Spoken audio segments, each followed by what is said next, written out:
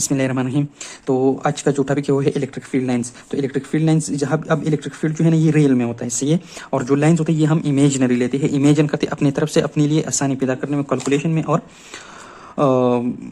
समझाने के लिए, सही है, कन्वीनियंट से। अब इलेक्ट्रिक फील्ड लाइंस इस तरह डिपेंड करते हैं, जो पहला डिफिनीशन पहले जैसे मतलब एक डिफिनीशन इसका ये है कि the electric field in the vicinity of a charge body is represented by imaginary line.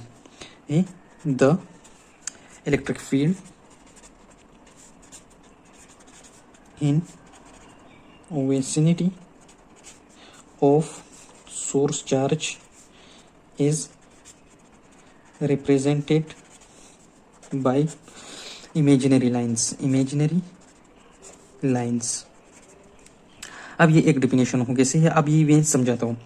जो दूसरा डिफिनेशन है वो ये है कि the path followed by unit positive test charge in the field of source charge।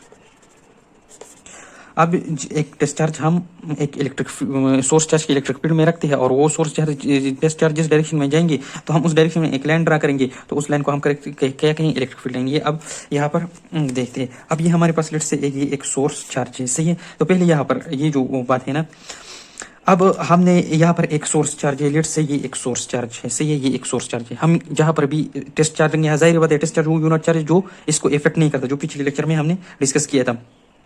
तो अब हमने यहाँ पर एक सोर्स चार्ज है और इसके इर्द गिर्द इलेक्ट्रिक फील्ड है हर जगह। तो हम इस तरफ हर 3 डायमेंशनल में लाइंस ड्रा करेंगे, upward downward each and every direction में, सही है। यानी कि डायग्रामेटिकली हम इस तरह ये चीज समझा सकते हैं कि ये लेट से ये एक स्क्वायर है, सही है, ये एक स्क्वायर है और इसके अंदर हमने जो इसके अंदर है सेंटर में हमने एक सोर्स चार्ज कर, तो इसका फील्ड इस तरफ भी है, इस तरफ भी है, इस तरफ भी है, अपवर्ड भी है और आउटवर्ड भी है इस तरह, और इनवर्ड भी है। मतलब इस पीक से उस साइड भी है, इस साइड भी, मतलब हर तरफ में हम लाइन ड्रा करेंगे 3 डायमेंशनली, सही।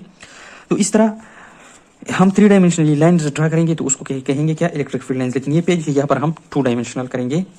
अब ये सोर्स चार्ज है, दूसरा डिफिनेशन जो कहते हैं ना, अब इसकी नजदीक हमने एक क्या लाया, एक टेस्ट चार्ज लाया। तो ये टेस्ट चार्ज ये रिपेल करेगा इस डायरेक्शन में, तो हम इस डायरेक्शन में क्या करेंगे, एक लाइन ड्रा करेंगे। तो ये इस डायरेक्शन, फिर यहाँ पर हमने एक चार्ज रखा, ये इस तरफ में रिपेल करेगा, तो यहाँ पर हम एक लाइन ड्रा करेंगे। फिर यहाँ पर हमने वही टेस्ट चार्ज रखा, ये इस डायरेक्शन में मूव करेंगे, फिर यहाँ पर रखा, इस डायरेक्शन में मूव करेंगे। तो इस तरह की इस डायरेक्शन में लाइन आ जाएगी, इसमें आ जाएगी, इसमें आ जाएगी, इसमें आ जाएगी। तो इन सारे लाइंस को जो कि इमेजिनरी है, क्योंकि इलेक्ट्रिक फील्ड तो हर पॉइंट पर है, इस चार्ज की इर्द-गिर्द, इस पर भी है, इस पर भी है, इस पर भी है, इस पर भी है, इस पर भी। अब इन दोनों के दरमियान भी हम ड्रा कर सकते हैं, इन दोनों के दरमियान भी ड्रा कर सकते हैं। तो कहते हैं ना कि एक सोर्स चार्ज के इर्द गिर्द हम जो इलेक्ट्रिक फील्ड लाइंस है वो infinite number of electric field lines draw कर सकते हैं। तो ये हो गई इसकी रिप्रेजेंट क्या, इलेक्ट्रिक फील्ड लाइंस। अब इलेक्ट्रिक फील्ड लाइंस की एक अलग रिप्रेजेंटेशन होती है, सही। तो इस इलेक्ट्रिक फील्ड लाइन की रिप्रेजेंटेशन क्या है उसको समझाते हैं, रिप्रेजेंटेशन। अब इसको हम एरो से रिप्रेजेंट करें, ये बहुत सारे एरोज हैं ना इस तरह, ये भी एक एरो है।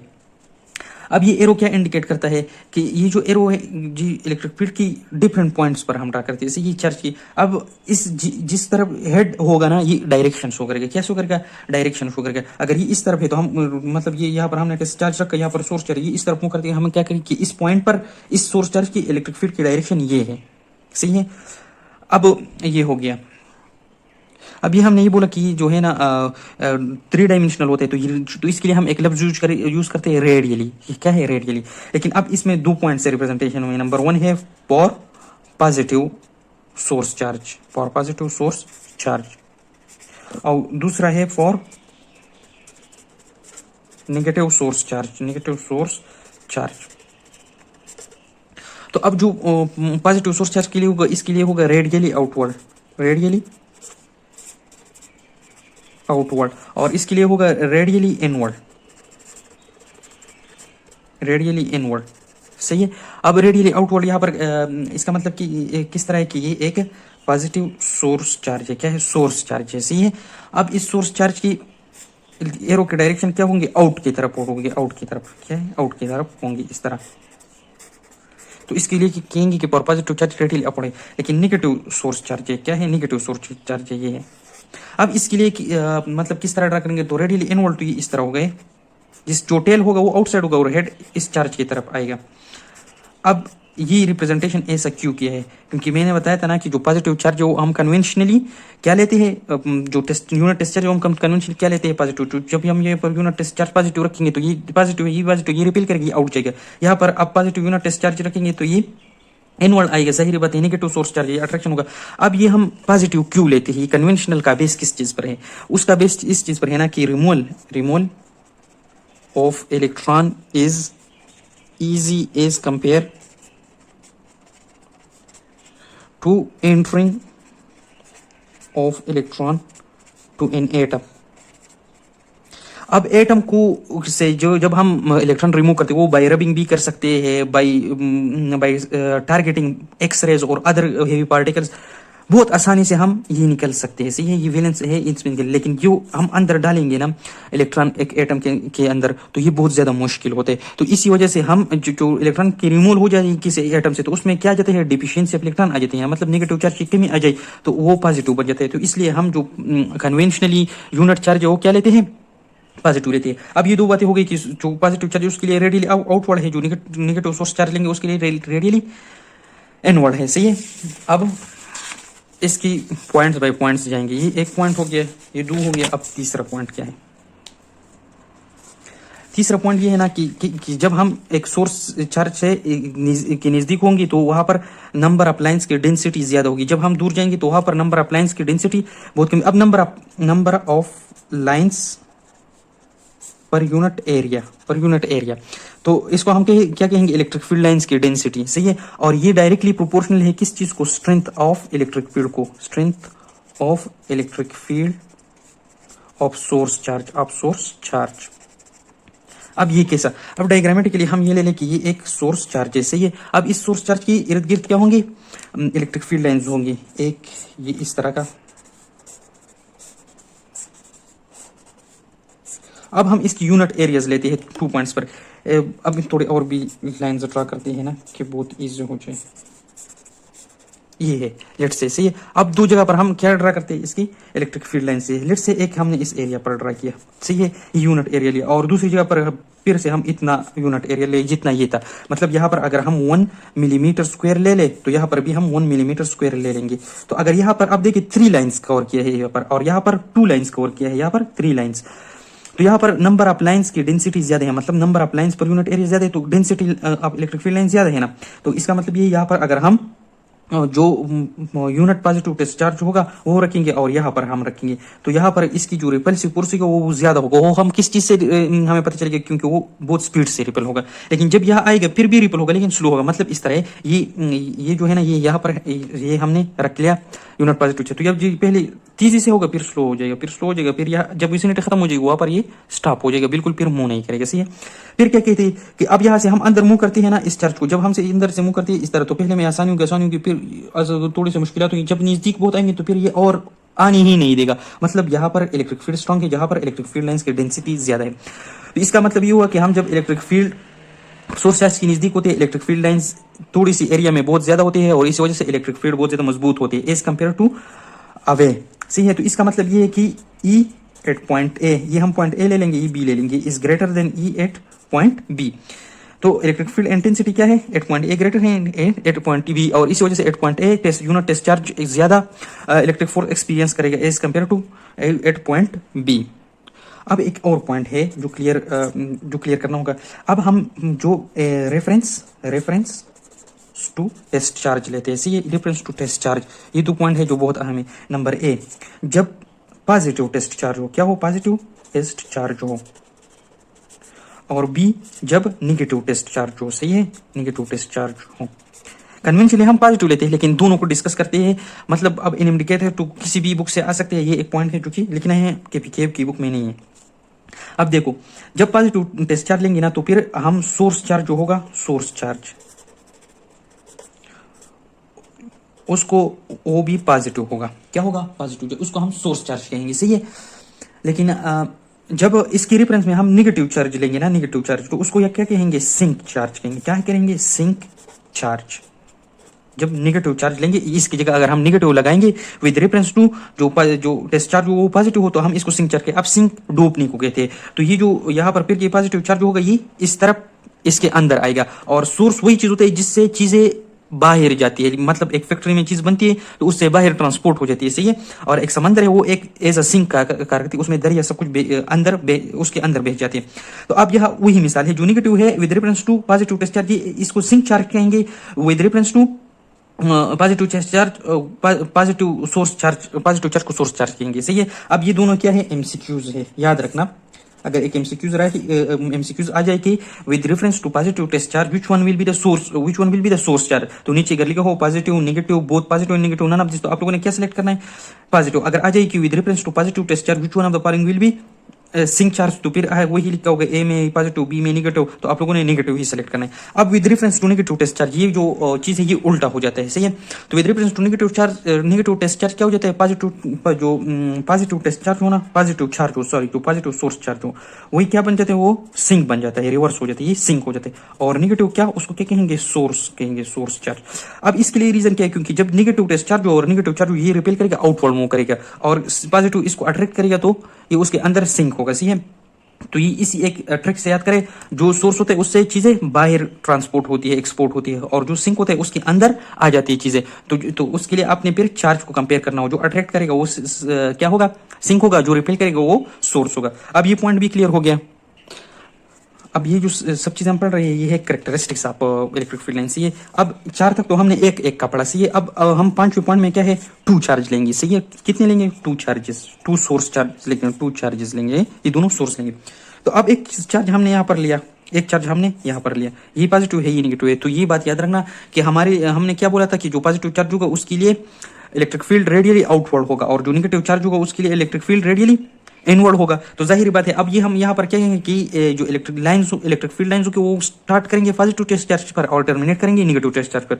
तो यहाँ पर हम क्या कहेंगे कि electric field lines originate from positive charge and terminates negative charge, सही है।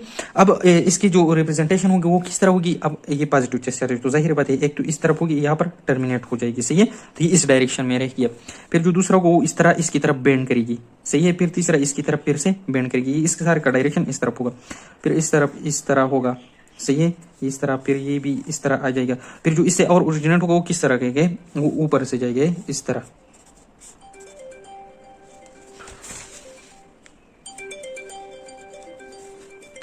सॉरी यार।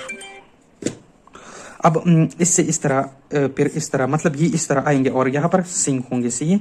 मतलब ऊपर से भी ये 2 आ जाएंगे, ये 2 भी आ जाएंगे, यहाँ पर भी आ जाएंगे, और इस तरह यहाँ से इस तरह निकल के ये निकल के यहाँ पर इस तरह आ जाएगा।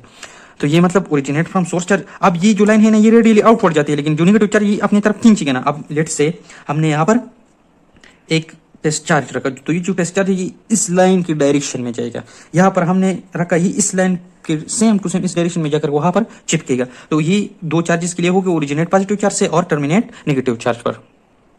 तो अब जो छठा पॉइंट, तो इसमें हम एक चीज डिस्कस करेंगे जिसको कहते हैं डाइपोल।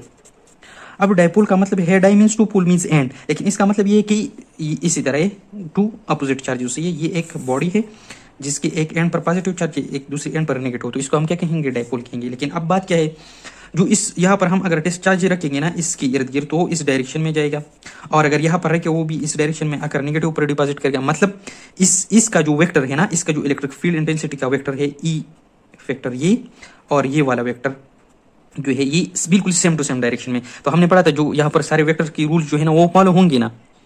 अब जो ये दोनों वेक्टर जो है ना ये सेम डायरेक्शन में हो गई, तो वेक्टर की जो वो रिजल्टेंट वाला ला है ना वो r इज इक्वल टू, हम ये लेंगे e1 square plus e2 square plus 2e1 e2 cos theta, सही है। अब यहाँ पर जब ये cos थीटा 0 डिग्री लेंगे क्योंकि पैरेलल है दोनों वेक्टर, तो जब 0 डिग्री लेंगे तो ये cos थीटा 1 हो जाएगा, तो ये इस तरह आ जाएगा कि e1 square plus e2 square plus 2e1 a2, क्योंकि cos 0 1 के बराबर हो गया, इसे आ जाएगा। अब ये एक फार्मूला है कि a square plus b square plus 2ab, ये किस चीज के बराबर होती है, a plus b whole square की। तो इससे वो स्क्वायर वो फार्मूला हो जाएगा यहाँ पर कि e1 plus e2 whole square under the root. तो स्क्वायर इसके साथ कैंसिल हो जाएगा, तो ये क्या आ जाएगा E1 प्लस E2। तो जब डायपोल हो मतलब एक चार्ज पॉजिटिव हो एक निगेटिव हो और वो दोनों का मतलब क्वांटिटीज पैरेलल में आ जाएगी 0 डिग्री से जाएंगे, तो वहां पर हम क्या लेंगे जो ई नेट होंगे या यहाँ पर क्या होगा, ये फार्मूला याद रखना ई नेट, इस पर एमसीक्यूज आएंगे। E net is equal to E1 plus E2, सही है। अब क्या है ना कि आप लोग कहे थे वेक्टर इन सेम डायरेक्शन है, अब ई नेट क्या है E1 प्लस E2 है। अब आप लोग कहे कि ये E1 is equal to E2, तो अब ये हम किस तरह कहेंगे कि E प्लस E करेंगे, सही है। तो वो क्या बन जाएगा 2E बन जाएगा। मतलब ये है कि इस कंडीशन में जो जब वेक्टर पैरेलल है, एक पॉजिटिव चार्ज लेंगे हम एक नेगेटिव चार्ज लेंगे, तो दोनों का जो वेक्टर होगा वो सेम डायरेक्शन में होगा, तो उसका resultant electric field intensity double आएगा। क्योंकि ये दोनों चार्जेस तो मतलब साइन में अपोजिट है लेकिन ये दोनों मैग्नीट्यूड में सेम है, आइडेंटिकल है लेकिन इन आइडेंटिकल नहीं है लेकिन इनका मैग्नीट्यूड सेम है, तो फिर डायपोल की कंडीशन में इलेक्ट्रिक फील्ड इंटेंसिटी क्या आएगा, डबल आएगा। एक ही पॉइंट हुआ। हाँ अब ये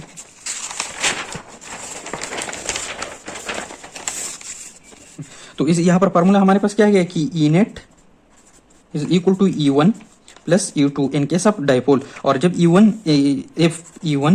इज इक्वल टू E2, क्योंकि डायपोल में दोनों जो चार्ज वो ऑपोजिट होते हैं लेकिन मैग्नीट्यूड में इक्वल होते हैं, तो इस केस में क्या होगा फिर E net is equal to 2E, सही है।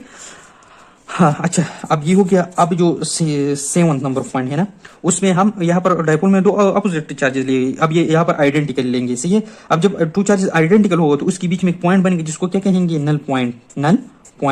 नल का मतलब है 0 और पॉइंट एक खास जगह। तो अब नल पॉइंट किसे कहते हैं, नल पॉइंट वो पॉइंट है जहां पर इलेक्ट्रिक फील्ड इंटेंसिटी क्या होगा, 0 होगा। अब हम दो आइडेंटिकल चार्जेस लेते हैं जो कि साइन में भी आइडेंटिकल है और मैग्नीट्यूड में भी आइडेंटिकल है। अब ये दोनों तो एक दूसरे को रिपेल करेंगे, तो इसकी जब इलेक्ट्रिक फील्ड लाइन बनेगी वो इस तरह बनेंगे और इसी तरह यहां पर भी इस तरह बनेंगे। तो यहाँ पर बिल्कुल मतलब क्या आ जाएगा, E इज इक्वल टू 0 आ जाएगा और इस पॉइंट को हम क्या कहेंगे, नल पॉइंट कहेंगे। अब इन दोनों का मैग्नीट्यूड वेक्टर का हम अगर रिजल्टेंट वेक्टर ले लेना डायरेक्शन, तो इसका किस डायरेक्शन में आ जाएगा, ये इस डायरेक्शन में और इसका इस डायरेक्शन में आ जाएगा। तो जब इन दोनों का डायरेक्शन कितना हो गया, 180 डिग्री हो गया। अब 180 डिग्री पर हम अगर उस फार्मूले में पुट करें तो क्या आ जाएगा, जो रिजल्टेंट आएगा वो क्या आएगा कि E1 square plus E2 square plus 2E1 E2 cos 180, सही है। अब cos 180 किस चीज के बराबर है, -1 की, तो ये साइन क्या हो जाएगा, माइनस हो जाएगा। तो ये आ जाएगी कि E1 square plus E2 square minus 2E1 E2। अब ये कौन सा फार्मूला हो गया, ये बराबर वो a square plus b square minus 2ab is equal to a minus b whole square, वही वाला फार्मूला बन गया। तो r बराबर हो जाएगा इस तरह की E1 minus E2 square whole square और ये कैंसिल हो जाएगा, तो इससे रिजल्टेंट का फार्मूला क्या आ गया, E1 माइनस E2। अब यहाँ पर फार्मूला क्या आ गया, अब इस कंडीशन में जब चार्जेस आइडेंटिकल हो तो ई नेट क्या होगा, E1 माइनस E2। तो अब अगर वो केस जिस केस में मतलब वो है that let's say that E1 is equal to E2, तो अब क्या है, तो ये दोनों सेम होंगे ना। तो इस केस में जब हम ई नेट लेंगे तो आ जाएगा कि E minus E is equal to 0, सही है। तो यहाँ पर क्या हो गया, इलेक्ट्रिक फील्ड इंटेंसिटी 0 हो गया और इसको क्या कहेंगे, नल पॉइंट कहेंगे, सही है। अब नल पॉइंट के बारे में ये तो वही कंडीशन हो गया जब आइडेंटिकल भी थी और इक्वल भी थी मैग्नीट्यूड में। अब एक और बात, लेट से नेगेटिव चार्जेस हो, सही है, दोनों वन नेगेटिव चार्जेस, तो फिर इस कंडीशन में क्या होगा, ये लाइंस अंदर आएंगे ना, लेकिन इस तरह आएंगे, इस तरह यहां पर भी। और इसका जो नेट रिजल्टेंट डायरेक्शन होगा वो इस डायरेक्शन में होगा और इसका जो रिजल्टेंट होगा वो मतलब अगेन सॉरी इस डायरेक्शन में होगा और इसका रिजल्टेंट इस डायरेक्शन, क्योंकि दोनों को रिपेयर करेंगे। तो अगेन 180 डिग्री, जब 180 डिग्री आएगा तो वही फार्मूला की ये वाला E net is equal to E1 minus E2, सही है। तो इस कंडीशन में जब चार्जेस आइडेंटिकल हो और मतलब साइन में सेम हो तो वहां पर फार्मूला ई नेट का क्या आ गया, net is equal to E1 minus E2। और जब मैग्नीट्यूड में भी सेम हो तो उनका जो रिजल्टेंट ई नेट का मैग्नीट्यूड होगा वो भी 0 आएगा और उसको नल पॉइंट कहेंगे, सही है। अब इसमें कंडीशन पड़ती है, सही, कि ये तो आइडेंटिकल था, अब इस तरह है कि चार्जेस आइडेंटिकल है, सही है, नल पॉइंट बनता है, लेकिन इस हाँ अब अपोजिट चार्ज है, वहां पर नल पॉइंट क्या बनेगा, वो उन दोनों चार्जेस के दरमियान में नहीं बनेगा, वो कहीं दूर बनेगा, सही है। तो अब इसके लिए जो एमसीक्यूज पॉइंट ऑफ व्यू दो पढ़ेंगे शॉर्टली की, if charges are identical and same in magnitude as well, then null point will be in middle of two charges। सही है। अब ये किस तरह, ये एक पॉजिटिव चार्ज है, ये दूसरा पॉजिटिव चार्ज है, सही है, ये नेगेटिव चार्ज है, यहाँ पर भी नेगेटिव चार्ज है। अब इन दोनों के दरमियान हम यहाँ पर लेट से ये एक पॉइंट ले लेते हैं, सही, ये बिल्कुल इन दोनों के बीच का पॉइंट है। मतलब अगर इस तरफ का भी मतलब डिस्टेंस डिनोट करें ना, ये डिस्टेंस जो है ना, ये लेट से 2 सेंटीमीटर है, यहाँ पर भी क्या होगा 2 सेंटीमीटर, यहाँ पर भी 2 सेंटीमीटर होगा, यहाँ पर भी 2 सेंटीमीटर होगा, मतलब बिल्कुल मिडल में बनेगा। और इस जगह पर क्या होगा, जो ई का वैल्यू है, ई इज इक्वल टू 0, और यहाँ पर भी ई इज इक्वल टू 0, मतलब ये नल पॉइंट हो गया, सही है। अब ये एक एमसीक्यू हो गया, बस आप लोगों को कहे कि एक चार्ज इतना है, दूसरा चार्ज इतना है, ये इस पर इतना फोर्स एक्सर्ट करता है, ये इस पर इतना फोर्स एक्सर्ट करता है, वो मतलब आपको आ जाए नाम कि देयर आर 2 पॉजिटिव चार्जेस और there are 2 negative charges, there the magnitude of this charges are 2 microcoulomb, each is 2 microcoulomb, then the intensity and midpoint between those two charges is directly 0 लगाई। फिर ये ना कैलकुलेशन ना करे, value put ना करे, सही, क्योंकि आपको मैग्नीट्यूड भी आइडेंटिकल दिया है और साइन भी आइडेंटिकल दिया है। लेकिन अगर इन केस आपको साइन अपोजिट दे दे, इसमें ये एक केस हो गया। अब जो दूसरा केस है, इसमें भी वाला वो पढ़ेंगे, सही है। वो किस तरह है कि एक if चार्जेस आर आइडेंटिकल मतलब साइन में सेम हो, but their magnitude is not same, एक बड़ा है दूसरा छोटा है, सही है, then null point will be near small charge, जिसका मैग्नीट्यूड कम हो उसकी नजदीक बनेगा। लेट्स से ये एक चार्ज है, ये दूसरा चार्ज है, ये यहाँ पर लेट्स नेगेटिव वाले ले लेते हैं, यहाँ पर भी नेगेटिव वाले ले लेते हैं, तो ये जो है ना, ये पूर्ण कूलम है, ये भी पूर्ण कूलम है, ये जो है 2 कूलम है, ये 2 कूलम है। तो अब जो नल पॉइंट बनेगा वो यहाँ पर कहीं बनेगा, इसके नजदीक बनेगा, मतलब यहाँ डिस्टेंस ज्यादा रहेगा और यहाँ पर डिस्टेंस कम रहेगा। मतलब अगर उसी तरह ले ले तो यहाँ पर डिस्टेंस रहेगा 3 सेंटीमीटर और यहाँ पर 1 सेंटीमीटर, इस तरह यहाँ पर 3 सेंटीमीटर और यहाँ पर 1 सेंटीमीटर। अब जाहिर बात है ना, ये पहलवान है और ये जो है ना कमजोर सा बंदा है, तो इसका फोर्स ज्यादा होगा ना, तो ये ज्यादा इसका फोर्स जो है ना वो ज्यादा डिस्टेंस तक इफेक्ट रहेगा और इसका छोटे डिस्टेंस तक रहेगा, तो फिर इसकी में और ताकत नहीं होगा ये कि इस चीज को पुल करे, सही है। अगर हम अब दूसरा पॉइंट, नल पॉइंट हम किस तरह पहचानेंगे, सही है। अब इस पैराग्राफ इस यहाँ पर हम पहचानते हैं, यहाँ पर हम क्या करेंगे, एक पॉजिटिव टेस्ट चार्ज रखेंगे, तो ये जाएगा यहाँ पर स्टॉप हो जाएगा, इस जगह से नहीं इस तरफ आएगा, नहीं इस तरफ आएगा, तो इस जगह पर क्या होगा, इस चार्ज पर पूर्ण 0 हो गया। और जाहिर बात है जब F/Q0 है, सही है, तो जब ये पूर्ण 0 हो जाएगा, 0/Q0 किस चीज के बराबर है, 0 के बराबर है, सही है। अब यहाँ पर हम टेस्ट चार्ज रखेंगे, ये जाएगा यहाँ पर 0 हो जाएगा, 4 0 हो जाएगा। लेकिन अगर यहाँ पर हम टेस्ट चार्ज रखे तो ये जाएगा इस जगह पर आ जाएगा, सही है। तो इस जगह पर आ जाएगा, तो इस जगह पर तो 4 0 हो जाएगा, तो ई भी 0 हो जाएगा, लेकिन इक्वल नहीं रहेगा, छोटी चार्ज जो छोटा उसके ही नजदीक रहेगा। तो ये दो कंडीशन हो गई, ठीक है। अब वो तीसरा कंडीशन में आता है कि इफ चार्जेस और neither identical nor there magnitude is same. अब इस कंडीशन में क्या होगा कि जो नल पॉइंट होगा वो आउटसाइड द 2 चार्जेस होगा, नॉट बिटवीन द 2 चार्जेस होगा, then null point will not between 2 charges but lie outside the charges, सही है। अब ये भी हो गया, मतलब ये फील्ड लाइंस यहाँ तक हो गई। अब एक और पॉइंट है, ये ऑलरेडी एक्सप्लेन भी हुई, लेकिन फिर भी कौन सा पॉइंट था, ये 7वां, ये 8वां हो जाएगा। अब 8वें पॉइंट में क्या है ना कि ये एक सोर्स चार्ज है, उसी तरह इससे इस तरह लाइन से निकलती है, सही है।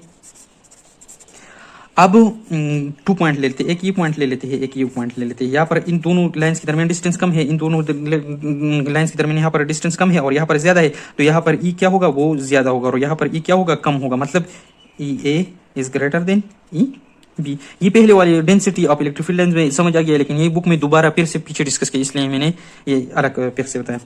अब 9 पॉइंट क्या रहेगा, अब इसमें ना एक मेटल के सरफेस पर कहते हैं कि सपोज हमारे पास एक चार्ज है ना, प्लस क्यू चार्ज है, उसको हम प्लेस करते हैं एक मेटल के सरफेस पे, तो ये जो पॉजिटिव चार्ज है ये उस मेटल को अट्रैक्ट होगा, मतलब उसकी इलेक्ट्रिक फील्ड लाइन उस मेटल के ऊपर जाएंगे, तो ये क्यू चाहिए। तो हम जारी कहते हैं जो मेटल होगा, सही है, तो उनमें क्या हो गए, वैलेंस इलेक्ट्रॉन्स, सही है। तो उसमें क्या होंगे, इलेक्ट्रॉन्स होंगे ना, ये एक न्यूक्लियस है, ये फिर मेटल की शील्ड है, सही है। तो यहाँ पर क्या होंगे, इलेक्ट्रॉन्स होंगे, तीन